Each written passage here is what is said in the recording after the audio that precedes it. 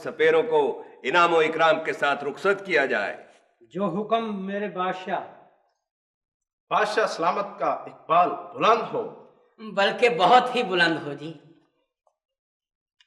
आओ मेरे साथ। चलिए।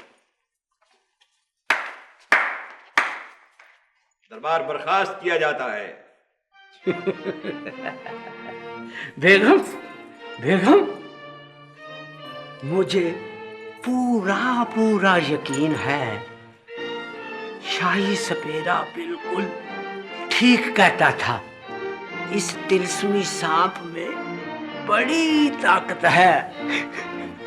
अगर ये हमारे महल में होगा ना तो हमारी किस्मत खुल जाएगी और दौलत की रेल पैल हो जाएगी।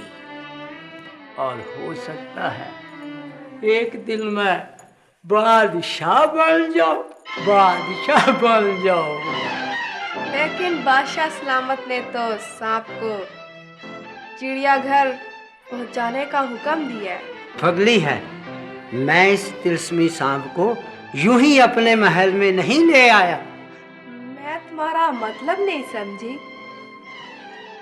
फगली है तू।